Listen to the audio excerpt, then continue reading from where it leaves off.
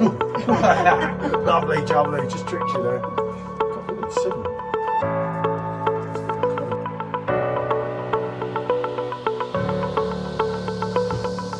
That's got to be reviewed, especially on the PerfectDraft Pro. And it's just quite a lot heavier. Especially when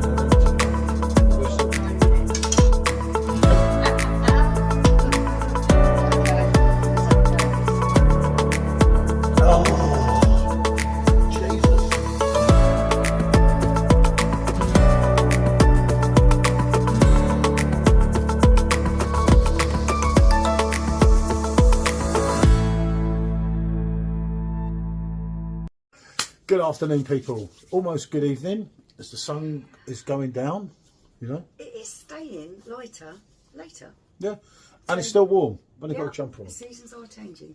Michelle's, you know, a bit not so into the cold as me. I like the cold. I could have my shorts on now, I'll be all right. Actually, no, that's a lie. No, definitely not. But no, right, what it is, we've done a Blanc review of this triple earlier that you'll probably see before this one. And we had Hoegaarden to go in for on a live tomorrow. And I don't know, there was just something today because we were drinking the beers like you do after you've done the review and that. I was sat inside, I was on the computer and just messing about and slowly drinking the Blanc. And there was just a few things. I really got some similarities to Hoegaarden, ones that I probably haven't got before. You can tell this glass not been used for a while. It's the big chunky one. Yeah, it's the big one. It's the big bear, as they say. But yeah, I just really picked up on a couple of different things. And you know why you've got it in your mind and that. And I was just going to come out here and pour one. And then I thought, oh no, I might end up pouring one, getting the taste. It's actually a really good comparison because I think when people are thinking about buying Blanc, they're thinking, what's it like? What kind of style of beer is it? Comparably, it is the same style of beer as Hoegaarden. It's very similar. Very similar. And as I say, there's things today. I was just sat there inside and I just kept thinking, it's so got that, although it's not so deep in, say, the coriander, and it hasn't got the depth, but as a refresher, it begs to differ on what I said a year ago, because I know people go back on things. You know, anything you say is taken down and used as evidence. I know it, being part of a certain beer group. But yeah, I was just interested. As I say, this one was for me more than anything. And I said to Michelle, I think I want to just do that as a review because it's the last Hoegaarden I've got as well, Keg. So you're kind of last chance saloon here, aren't you? Definitely so. Yeah. Okay. This might be a bit of a lively pour. Yeah, what the situation here is, as I say, this one wasn't planned or anything. The Hoegaarden is chilled, obviously, but it was in the fridge. The machine was on, so the machine, if you look round there, is reading 3 degrees. Do excuse the Blanc handle. Here's hoping. But yeah, it could be somewhat lively. I don't know. But that's why I used the bigger glass to make up for the excess. That, yeah. And we've got the orange to mess about with if we choose to. But as I say, there was just some real similarities there that I haven't thought. Maybe it's because we haven't had a beer all week, really, innit? I don't know. I think when you have a little bit of time off, you do start to, when you taste beer and you do get that kind of sense where you want to start thinking about the flavours a lot more. You're picking up on a lot more flavours than what you usually would. Your taste buds are more receptive because they're like, oh, I've missed out on this for a while. But you know, I mean, look, Blanc. Blanc. Look at the back there. Hoegaarden. You know, I've always screwed for Hoegaarden. If you look at the signs there, that most of you know there's Hoegaarden sign. I actually brought a Blanc sign. That was a thing on your credit card that you're moaning about. It was only a little one, but it ain't turned up. There you go. eBay for you, innit? Right, I'll get that poured. Michelle can pour this. And as I say, I just feel that they're a little bit more similar than I'd thought before, but it'll be interesting to try. I may well think, well, no, what a wally, but, you know, I will try. Right, I'll hold the camera there. Look, let's see what we got. Let's see if we can do an ace pour for you lot, just to show how much I care.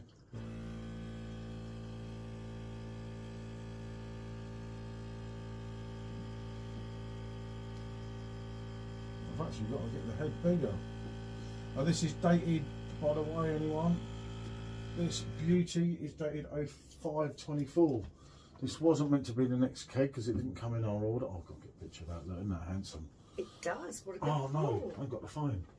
Okay, You plugged the phone in.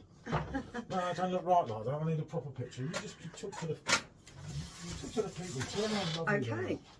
Well, I think the first thing I'm going to do while he's out of the way is pick out a couple of bits I'm seeing sat on top of that glass, because that one hasn't been used for ages and there was a little bit of debris in there.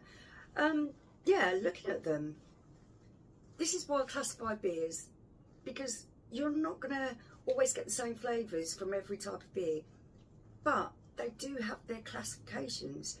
For me, this Whitby white beer style, Hoegaarden and Kronenbourg Blanc fall into that category quite nicely together. So it is nice to compare them and see how they compare to each other. Small argument with a German Shepherd. Of course. Right, there we go. Let's get these beauties in here. Let's get that like that like that. Yeah, this quite exciting, this. I took that one a bit quick. I'll do another one this way. Right, sorry people, better later than never. Okay. So, looking at these two, they look similar in colour. The Blanc seems to be a little bit more hazy for me.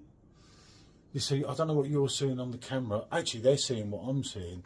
The Blanc's more dark. The Hoegaarden's more darker. Definitely, and you can see it if you look at them in there. I think there's just a little bit more light shining on it. It could be the light at this time of day. It is hard to tell. They're very similar looks-wise. Yeah, both good-looking beers, aren't they? You know, this is like Britney Spears and her prime and Cameron Diaz. Okay. All right, then it's like Jason Statham and David Beckham. There you are. See? All right, then it's like George Michael and myself. It's like two fantastic beers being put against each other. Yeah. I'm going to get in trouble here, aren't I? I do really like both of these beers. I do feel that within this style of beer, that these are two of the best examples. They are really, really good, both of them in their own rights. To put them against each other, we'll be interested to see what the comparisons are. Yeah, it's like Stand and Deliver. Remember Adam and Alex? I do. Yeah, see? You're in your prime then, aren't you? I was in my nappies, mate. I was in my prime. You're supposed to say no. Oh, God, it's not that different. No, never mind. Of course, everything here. Right, go on then. Let's go on these. On to the Blanc first. I'm going to move the bottle out of the way so I don't knock that one. Well, that'd be funny on the video. Might get more viewers.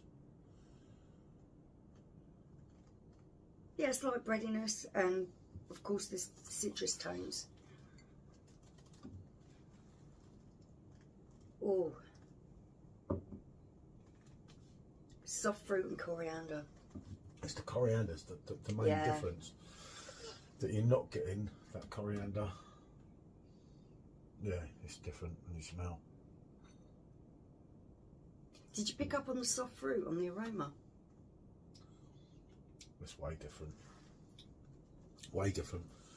You see, when I was drinking the Blanc in there, the reason about doing this was it really had a Hoegaarden vibe about it. Because we done, so we had the 3 bottles here. We done the Germany on the brain, aren't I? The French, the English, and the Polish, because we had them here.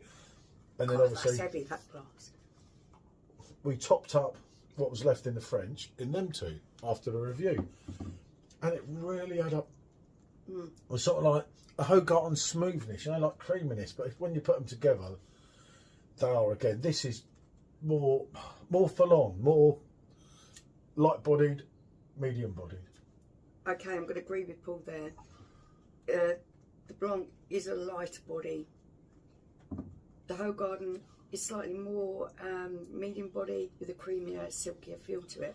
It's got more depth. I tell you why you are picturing these two the same in your mind is because that core kind of maltiness that gives you the bready tones in there is similar with both of them. And then you get on to the actual taste of the beer, because these two do fit in the same category, but they have different taste profiles. The Blanc has this lovely citrus, a vibrant citrus burst to it. Hoegaarden, straight away, I'm getting earthy tones. I'm getting soft fruit. Something a little bit like maybe apricot, peach. There's a little bit of that there. And then obviously you were hit with that coriander, which it's well known for. Yeah. So the base notes on these are similar. That's why your brain's connecting them, and I can taste the what base brain? note. I don't have much of one. The base notes of these are similar, but then you move on to the actual taste profile, and they are quite different. Yeah, I mean, for argument's sake, this is the confusing thing here, which shows you that it's not all clean cut. That's 5%, and yet that's 4.9. And yet that tastes heavier, more full-bodied. I can catch it. Than this does, and I would definitely agree with Paul on this. This tastes like I'm always right. Effervescent. It tastes bubbly and lively. The Hoegaarden tastes more creamy and silky and smooth. And the other alcohol wise, you would kind of say they were in the same bracket. Maybe if you didn't know, you'd put that one a little bit higher. Yeah, that's what I'm saying. The 4.9, the 4.9 and 5. But I mean, yeah, you can argue, oh, that's come out of a keg, which is always something that comes out of us. I think I could do the same thing in a bottle. You know, that's not a problem to do that. I get that. But I say, as soon as you put them together, it's a totally different taste. But I was sat in there and I actually thought to myself, that's the most close I've thought Blanc to Hoegaarden ever. And, you know, I love a Blanc, but there's a time and a place. And putting them both together pitches what I've always said all the way along. That, for me, is far superior to that. That's got its time and place, don't get me wrong. You know, swigging them down, although they go down one in the day in the summer, but... They do. You know, I can't lie. It's light enough not to be too heavy. I think that kind of fruitiness, the coriander, it gives you a freshness to it that even in hot weather, it's very drinkable. Yeah, it's an absolute cracker of a drink. They both are. I'm not taking nothing away from Blanc, and everyone says, "Oh, you shout out Blanc so much. It's not that good." I never said it was that good, but when it comes to a summer's day, as we know, 30 degrees heat, whatever, even at 20 degrees in England, it delivers. We've had it from France, you know, and I've gone on about it because it's absolutely fantastic to get it back. But it's not touching this. This is different. I go back to my mood drinking, which means that I can be in a certain mood and fancy a certain style of drink. You could be in really heavy food and want something a little bit light, zesty and bubbly, just to kind of perk up the fact that you're having a heavy meal. This beer is perfect with pairing with heavier style foods. As we know from both Lithuania and Malaysia drinking Blanc, the Blanc actually goes really well with pizza. It does, because you kind of get those heavier foods, the heavier tastes in pizza. You get the kind of crispiness of the cheese and maybe pepperoni, the saltiness. That zestiness really counteracts that really well. So, yeah, heavier foods, this is going to be a perfect pairing with. Hoegaarden, yeah, again, that one is... It's light enough to be drunk in the sun. Yeah, we know. We've done kegs in literally a few hours in the middle of the summer. I remember a time when Golden Child, someone we know, no, he's a close personal friend. If he ever watches this video. If you've watched the channel regularly, you might even have captured a glimpse of him. Back in Portugal. He lives in Portugal. He's someone I've known for 30 years over now. And... We sat here one day, me, you and him, didn't we? And we were drinking Hoegaarden in the middle of summer, and we had 3 glasses, and the keg was literally gone in like 2 hours. Yeah. And it was like I was drunk. I said, well, I kept topping them up. I don't know where it all went, and it all went. The 3 of us. It was literally. It just flowed down. It's a great drink. Don't get me wrong. Obviously, we're not doing the scorecards here. This is just one of them videos that you just do because it feels right at the time. Well, you wanted to experience it personally, didn't you, and see what you felt? Yeah, it's nothing I haven't tried, been there before, but things change over the course of time and everything. And I've never quite been like that. As I say, that Blanc, again, now I'm getting that kind of thing that's not there because it's kind of it goes in your brain, doesn't it? And it don't help with It's me. not. I know what you're trying to articulate because I do really see where you're going with this. The base notes of these are very, very similar.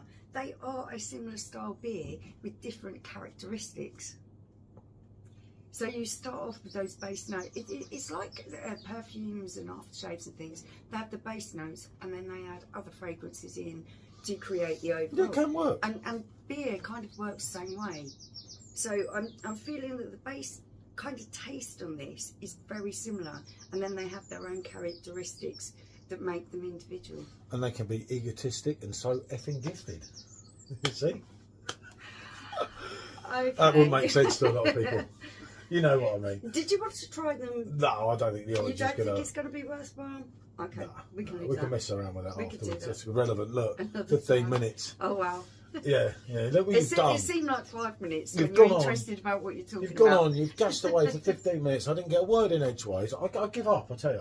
Right, thanks for watching, people. Sorry if we bored you. If you get to the end of it, you've done better than me. Bonjour.